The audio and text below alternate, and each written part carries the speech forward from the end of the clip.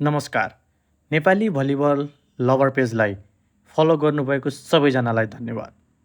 आज हामी सुमित्रा रेग्मीको बारेमा बताउन गइरहेका छौँ।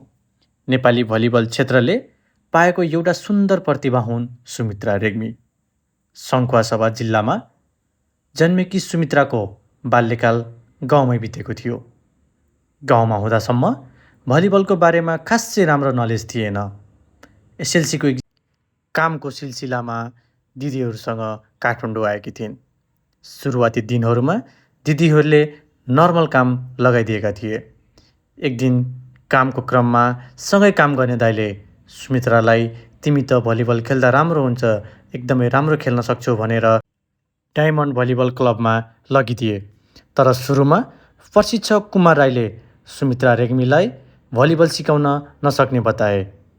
पछि सुमित्रा रेग्मीको अठोट प्रयासले प्रशिक्षक कुमार राई उनलाई भलिबल सिकाउन तयार भए।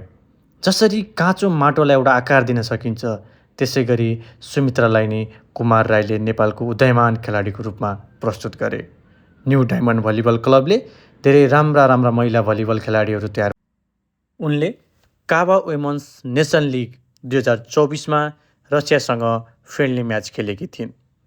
अफिसियल्ली उनको डेब्यु गेम काबा वुमेन्स नेसन लिगमा श्रीलङ्कासँग भएको थियो। सुमित्रा रेग्मीले मिडल ब्लकरको रूपमा खेल्ने गर्दछिन्। उनी आफ्नो खेलमा यति पोख्त छिन् कि उनी मैदान प्रवेश गरेपछि नेपालले जित्छ भन्ने धारणा सबैमा बनिसकेको हुन्छ।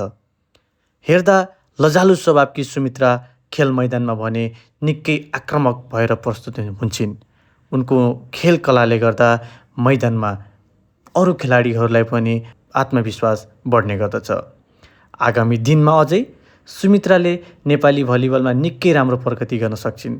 भलिबलको बारेमा राम्रो ज्ञान नभएर छोटो समयमै सुमित्राले ठुलो फड्को मारेकी छन्। सुमित्रालाई आगामी दिनहरूको लागि धेरै शुभकामना दिन्छौँ। यति बेलासम्म भिडियो हेरिदिनु भएकोमा सबैजनालाई धन्यवाद। अब आगामी दिनमा तपाईँहरूलाई कुन खेलाडीको रूपमा जान्न मन छ, कमेन्टमा गएर खेलाडीको बारेमा लेख्न सक्नुहुन्छ। नेपाली भलिबल लभर पेजलाई मन पराइदिनु भएमा फेरि एकचोटि सबैजनालाई धन्यवाद भन्दछु। आगामी दिनहरूमा तपाईँहरूको लागि अन्य खेलाडीको बारेमा नयाँ जानकारी लिएर आउने बाचा गर्दछौँ। अहिलेलाई भिडियोलाई ऱ्याप अप गर्दछौँ।